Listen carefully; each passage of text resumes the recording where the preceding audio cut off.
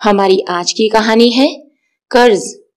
अध्यापक दिवस होने के कारण आज का दिन स्कूल के सभी विद्यार्थियों और अध्यापकों के लिए बहुत खास था।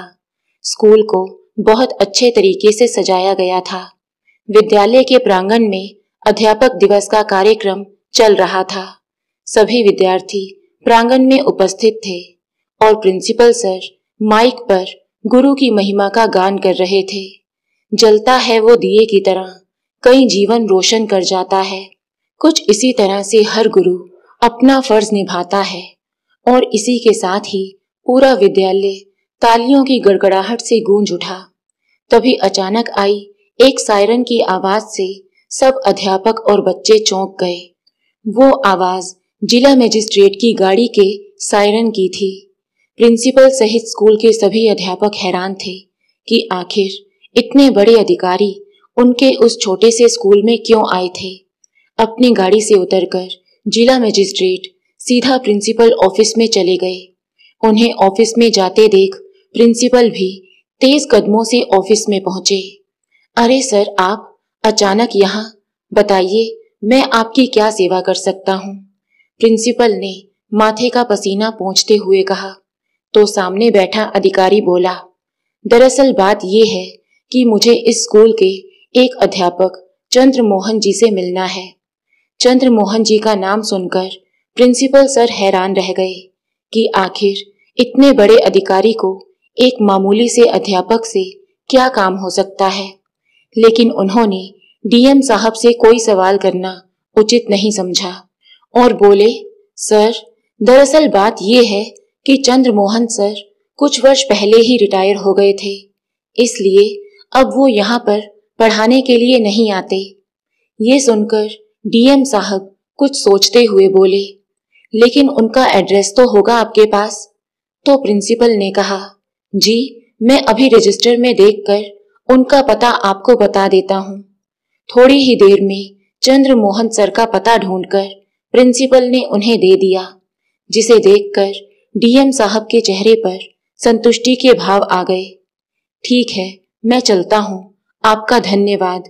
कहते हुए जैसे ही डीएम साहब कुर्सी से उठने लगे तो प्रिंसिपल सर को और भी अधिक उत्सुकता हुई ये जानने की कि आखिर डीएम साहब उनसे मिलने को इतने बेचैन क्यों हैं। जिज्ञासा शांत करने हेतु वो पूछ ही बैठे, सर लेकिन आपको उनसे क्या काम है।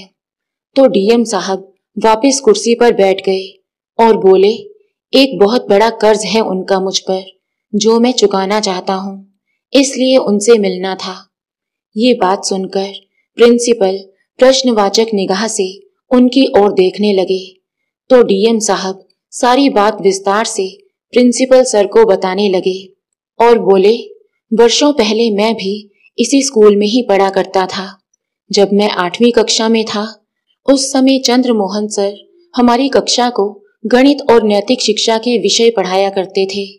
एक दिन पढ़ाते पढ़ाते सर ने सभी विद्यार्थियों से एक सवाल पूछा। सवाल ये था कि अगर तुम सभी को 100 रुपए मिल जाएं, तो तुम उन रुपयों का क्या करोगे। ये सवाल सुनकर सारे विद्यार्थी बहुत उत्साहित हो गए थे। सबने अलग अलग जवाब दिए। कुछ बच्चों ने कहा, हम उन पैसों से ढेर सारे चिप्स और चॉकलेट खरीदेंगे।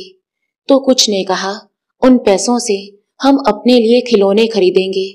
किसी ने वीडियो गेम खेलने की इच्छा जताई तो किसी ने खूबसूरत से कपड़े खरीदने की। फिर बारी आई मेरी। जब सर ने मुझसे पूछा कि मैं उन 100 रुपए का क्या करूंगा तो मैं थोड़ी देर चुप रहा, क्योंकि ना तो मैं कोई खिलौना खरीदना चाहता था, ना ही खाने पीने की कोई चीज। मेरी इच्छा उन सब लोगों से बहुत अलग थी, लेकिन मैं जानता था कि अगर मैंने कक्षा में अपनी इच्छा बताई तो सारे बच्चे मेरा मजाक बनाएंगे, इसलिए मैं कुछ बोल ही नहीं पाया। फिर सर मेरे पास आए और दोबारा वही सवाल पूछा तो मैंने कहा, सर अगर मुझे 100 रुपए मिल जाते हैं तो मैं अपनी माँ के लिए नजर का चश्मा बनवा कर दूंगा। इतना सुनते ही सब बच्चे हंसने लगे। उन्हें मेरी इच्छा बहुत अटपटी लग रही थी। चंद्र मोहन सर ने सब बच्चों को चुप रहने को कहा और फिर मुझसे पूछने लगे, लेकिन बेटा, तुम चश्मा ही क्यों खरीदना चाहते हो? दूसरे बच्चों की तरह कोई गेम, खिलौना या अपनी पसंदीदा चीज क्यों नहीं? क्योंकि चश्मा तो तुम्हारे पिताजी भी बनवा कर दे सकते हैं। फिर मैंने उन्हें बताया कि सर, जब मैं छोटा सा था, मेरे पिताजी तो तभी चल बसे थे। मुझे तो उनका चेहरा भी याद नहीं। मेरी माँ ने उनके जाने के बाद मुझे पाला पोसा, मेहनत मजदूरी करके मुझे पढ़ा लिखा रही हैं। और फिर भी खर्चे के लिए पैसे कम रह जाते तो मेरी माँ लोगों के कपड़े सिलकर मेरा खर्चा पूरा करती हैं। लेकिन अब उनकी आंखें कमजोर होने लगी हैं, सुई में धागा डालने लगती हैं तो डलता नहीं है। कभी कभार तो सुई भी हाथों में चुभ जाती है। अगर मैं उनकी आंखों के लिए चश्मा बनवा दूंगा तो उन्हें काम करने में आसानी होगी। मेरी सारी बात सुनकर चंद्रमोहन सर की आंखों में भी आंसू आ गए। उन्होंने बड़े प्यार से मुझे अपने गले से लगा लिया और कहा, शाबाश बेटा, जो जवाब तुमने मुझे दिया है ना, उससे पता चलता है कि तुम्हारे दिल में अपनी माँ के लिए कितना प्यार है। तुम्हारे विचार जानकर मैं यकीन के साथ कह सकता हूँ कि तुम अपने जीवन में एक बहुत बड़े आदमी बनोगे और अपनी माँ का नाम रोशन करोगे। उसके बाद चंद्रमोहन सर ने मुझे इनाम स्वरूप 100 रुपए दिए और उसके साथ साथ अपनी जेब से एक और 100 रुपए का नोट निकालते हुए बोले कि ये मैं तुम्हें अलग से दे रहा हूँ, इन्हें भी तुम अपने पास रखो और जब तुम्हारे पास खूब पैसे होंगे तो मुझे लौटा देना। प्रिंसिपल सर को सारी बात बताते बताते डीएम साहब की आंखें आंसुओं से झिलमिलाने लगी और फिर बोले, उसके बाद चंद्रमोहन सर ने बहुत बार मेरी मदद की। मेरे पास किताबें खरीदने के लिए पैसे नहीं होते थे तो वो मुझे अपने पैसों से खरीद कर किताबें ला कर देते थे। वो मेरी पढ़ाई का खास ध्यान रखते थे, इसलिए शाम को अपने घर पर मुझे कोचिंग भी दिया करते थे, लेकिन बदले में एक पैसा भी नहीं लेते थे। उनके मुझ पर बहुत से एहसान हैं। अगर आज मैं एक कामयाब इंसान हूँ तो उसके पीछे उनका बहुत बड़ा हाथ रहा है। इसलिए आज मैं उनसे मिलने यहाँ पर आया था ताकि उन्हें उनके पैसे लौटा सकूं। ये बात सुनकर प्रिंसिपल सर भी बहुत भावुक हो गए। चंद्रमोहन सर का एड्रेस लेकर डीएम साहब प्रिंसिपल के ऑफिस से बाहर निकले और अपनी गाड़ी में बैठकर चंद्रमोहन सर के घर जाने के लिए निकल गए। परंतु जब वहां पहुंचे और उन्होंने दरवाजा खटखटाया तो मालूम पड़ा कि सर तो वहां रहते ही नहीं हैं। घर के नए मालिक ने बताया कि वो तो अपने परिवार के साथ ये घर बेचकर किसी दूसरी सोसाइटी में शिफ्ट हो गए हैं, लेकिन वो लोग कहाँ रहते हैं उन्हें कुछ मालूम नहीं था। आस पड़ोस के लोगों से पूछा तो उनके नए घर का एड्रेस भी मिल गया। बिना देरी किए डीएम साहब उस पते पर जाने के लिए निकल गए। थोड़ी देर बाद वो बताए हुए एड्रेस पर पहुंच गए। दरवाजे की बेल बजाई तो अंदर से एक लड़की बाहर आई और उन्हें देखते हुए बोली, जी किससे मिलना है आपको? तो डीएम साहब ने कहा, मुझे चंद्रमोहन जी से मिलना है। उसी समय भीतर से आवाज आई, दरवाजे पर कौन है मीना? अरे साहब, ये तो किसी चंद्रमोहन से मिलना चाहते हैं। फिर अंदर से एक आदमी निकलकर आया और पूछने लगा, आपको पिताजी से क्यों मिलना है, क्या काम है? डीएम साहब समझ गए कि वो आदमी चंद्रमोहन सर का बेटा है और बोले, दरअसल मुझे चंद्रमोहन सर का एक कर्ज चुकाना है जो बहुत वर्षों पहले मैंने उनसे लिया था। ये सुनकर चंद्रमोहन जी का बेटा हैरान रह गया, क्योंकि उसने तो 2 वर्ष पहले ही अपने पिता को अपने घर से बाहर निकाल दिया था और किसी वृद्धाश्रम में छोड़ आया था और स्वयं अपनी पत्नी और बच्चों के साथ इस आलीशान घर में रहता था।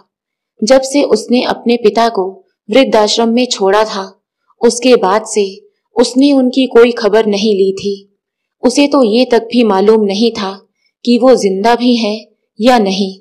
परंतु अब पैसों की बात सुनकर उसकी आंखों में चमक आ गई और मन में लालच, और फिर बोला, अच्छा तो आपको पिताजी के पैसे लौटाने हैं, लेकिन पिताजी तो फिलहाल यहाँ पर नहीं है, वो अपने गांव गए हुए हैं। आपको जो भी पैसे देने हैं आप मुझे दे सकते हैं, मैं उनका इकलौता बेटा हूँ। तो डीएम साहब बोले, जी नहीं, मैं पहले उनसे मिलना चाहता हूँ।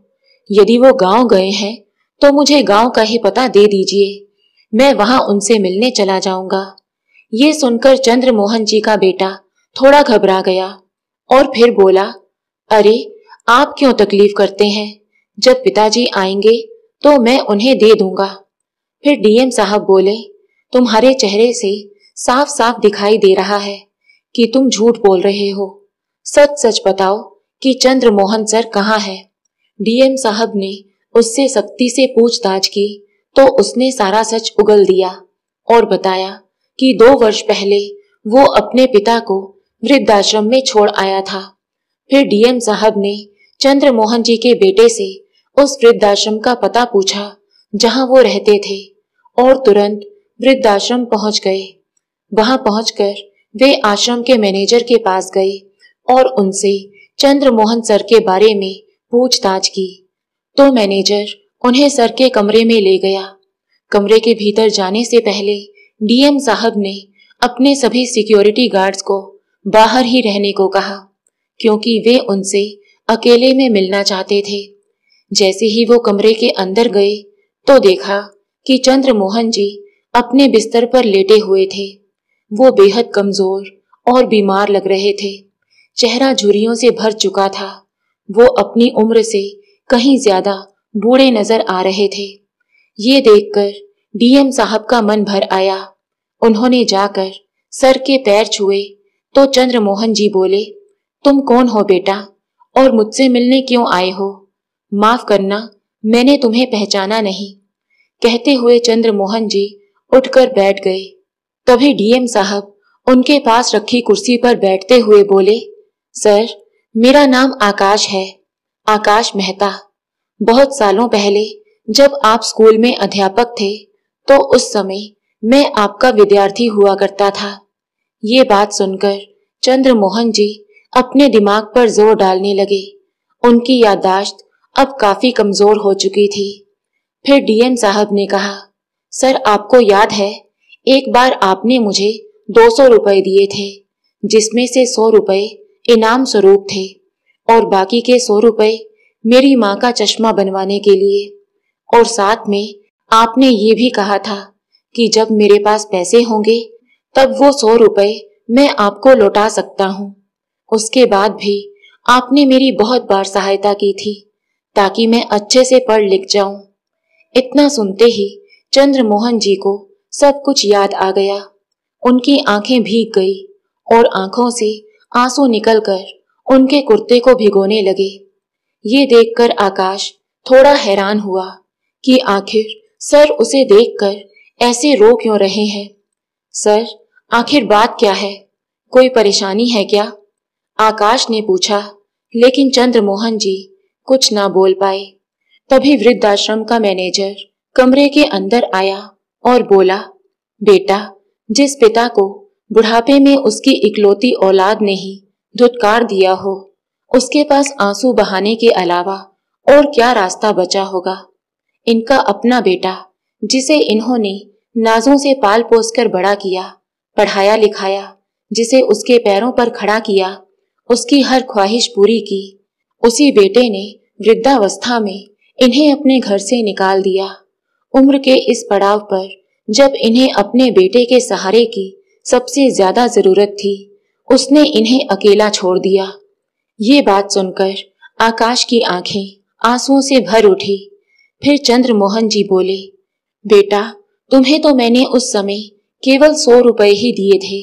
मेरे द्वारा की गई वो छोटी सी मदद भी तुम्हें आज तक याद है। तुम मुझे वो पैसे लौटाने के लिए यहाँ तक चले आए और एक मेरी अपनी संतान है जिसके लिए मैंने क्या कुछ नहीं किया।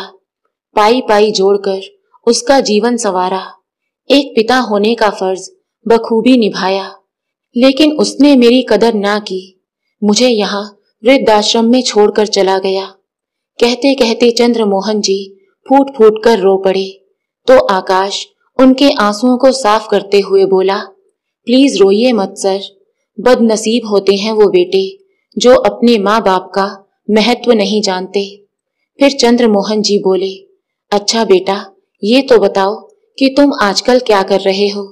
तो आकाश बोला, जानते हैं सर, वो स्कूल छोड़ने के बाद भी मैंने अपनी पढ़ाई को जारी रखा। 12वीं के बाद मैंने छोटे बच्चों को ट्यूशन पढ़ाना शुरू कर दिया ताकि अपनी आगे की पढ़ाई का खर्चा निकाल सकूं। पूरी लगन के साथ मैंने पढ़ाई की और सर, आज आपका आकाश जिला मजिस्ट्रेट बन चुका है। इतनी बात सुनते ही चंद्रमोहन जी के चेहरे पर मुस्कान आ गई और आकाश की पीठ थपथपाते हुए बोले, शाबाश बेटा, मुझे यकीन था कि एक दिन सफलता तुम्हारे कदम चूमेगी। आज तुम्हें इस ओहदे पर देखकर तुम्हारे इस अध्यापक को बहुत गर्व महसूस हो रहा है। आज बहुत दिनों बाद अपने अध्यापक से मिलकर आकाश को बहुत अच्छा लगा। काफी देर तक दोनों यूं ही बातचीत करते रहे। फिर चंद्रमोहन जी ने पूछा, अच्छा आकाश, तुम्हारी माताजी कैसी हैं? तो आकाश ने उदासी भरे स्वर में कहा, सर, वो तो पिछले साल ही स्वर्ग सिधार गई, बहुत बीमार रहती थी। फिर आकाश ने कहा, अच्छा सर, अब आप अपना सामान पैक कीजिए और मेरे साथ चलिए। ये सुनते ही चंद्रमोहन जी अचंभित से रह गए और फिर बोले, लेकिन बेटा, तुम मुझे कहाँ लेकर जाना चाहते हो? तो डीएम साहब बोले, सर, आपकी जगह यहाँ वृद्धाश्रम में नहीं है। मैं आपको वहां लेकर जा रहा हूँ जहां आपको होना चाहिए। उसके बाद आकाश ने आश्रम के मैनेजर से बात की और चंद्रमोहन जी को वहां से अपनी गाड़ी में बिठाया और वहां से सीधा अपने घर की ओर चल दिया। जैसे ही गाड़ी सायरन देते हुए घर के गेट तक पहुंची तो गार्ड ने गेट खोल दिया। आकाश का बहुत बड़ा और आलीशान घर देखकर चंद्रमोहन जी की हैरानी का ठिकाना ना रहा। अंदर पहुंचकर आकाश अपनी गाड़ी से उतरा और चंद्रमोहन जी को भी सहारा देते हुए गाड़ी से उतारा और बोला, सर, आज से यही आपका घर है। अब आप हमारे साथ यहीं रहेंगे। आकाश के मुंह से इतनी बड़ी बात सुनते ही चंद्रमोहन जी हैरान रह गए। उनकी आंखों से धारा प्रवाह आंसू बहने लगे और आकाश को अपने गले से लगा लिया। तभी आकाश की पत्नी और बेटा बाहर आए तो आकाश ने उन्हें चंद्रमोहन जी से मिलाया। तो आकाश की पत्नी ने उनके पैर छूकर आशीर्वाद लिया और उसका बेटा तो उनसे मिलकर बहुत खुश हुआ। फिर वे सब लोग अंदर आ गए। आकाश ने अपनी पत्नी को चंद्रमोहन सर के बारे में सब कुछ बताया कि किस तरह से उन्होंने आकाश की पढ़ने लिखने में सहायता की। ये सुनकर आकाश की पत्नी के मन में उनके लिए सम्मान की भावना और बढ़ गई। डीएम साहब के घर में चंद्रमोहन सर की खूब अच्छे से देखभाल हो रही थी। आकाश का बेटा उन्हें दादू कहकर बुलाता था और उनके साथ खूब मौज मस्ती करता था। धीरे धीरे चंद्रमोहन जी का स्वास्थ्य सुधरने लगा, परंतु रह रहकर मन ही मन अपने खुद के बेटे की करतूत के बारे में सोचकर वो बेहद उदास हो जाते और उनकी आंखें भर आती। फिर आकाश के बारे में सोचने लगते जिसे केवल 100 रुपए देकर उन्होंने एक छोटी सी मदद की थी और आज उसने उन पैसों की कीमत उन्हें नई जिंदगी देकर चुकाई। धीरे धीरे समय बीतने लगा। अब चंद्रमोहन जी का बेटा जो सरकारी नौकरी पर था और रिश्वत लेकर काम किया करता था, एक दिन उसे रंगे हाथों पकड़ लिया गया और उस पर रिश्वत लेने के आरोप में केस दर्ज कर लिया गया और नौकरी से सस्पेंड कर दिया गया।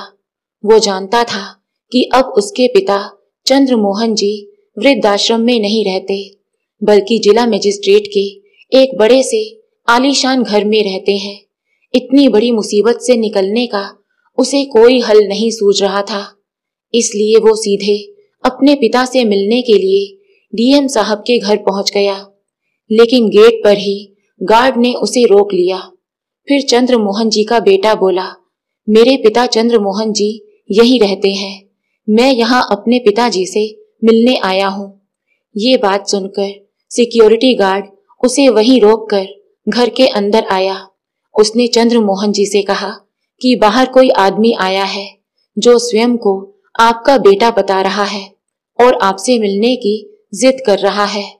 चंद्रमोहन जी सिक्योरिटी गार्ड से बोले, तुम जाओ, मैं आता हूँ। जैसे ही चंद्रमोहन जी गेट पर पहुंचे तो उनका बेटा उनके पैरों में गिर पड़ा और बोला, अपने इस नालायक बेटे को माफ कर दीजिए पिताजी।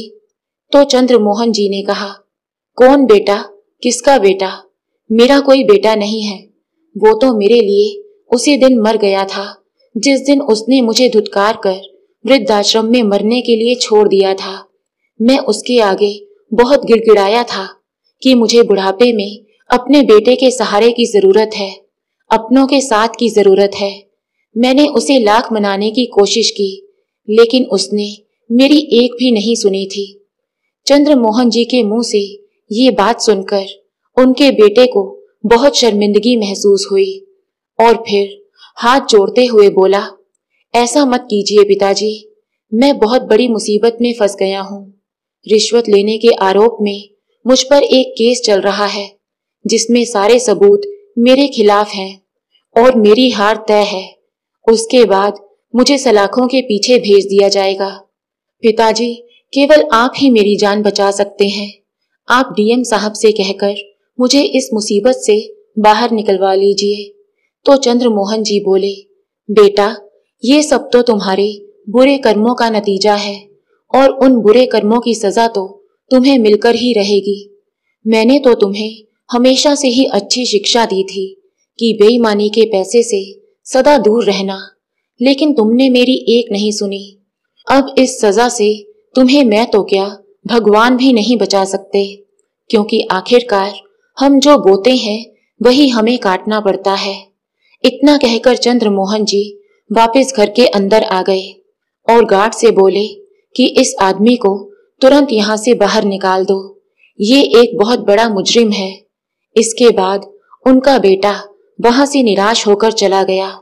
शाम के समय जब डीएम साहब घर आए तो उन्हें उन सारी बातों के बारे में पता चला कि चंद्रमोहन जी का बेटा यहाँ उनसे मिलने के लिए आया था और उन्होंने उसे यहाँ से धुतकार कर भगा दिया। डीएम साहब भी अच्छी तरह जानते थे कि वो कितना धूर्त इंसान है, इसलिए उन्होंने भी उस केस में कोई खास दिलचस्पी नहीं दिखाई। उस दिन के बाद से चंद्रमोहन सर अपने शिष्य और उसके पूरे परिवार के साथ खुशी से अपना जीवन व्यतीत करने लगे। तो दोस्तों, आपको ये कहानी कैसी लगी? लाइक और कमेंट करके जरूर बताएं और चैनल को सब्सक्राइब करना बिल्कुल ना भूलें। मिलते हैं एक नई कहानी के साथ। बहुत बहुत धन्यवाद।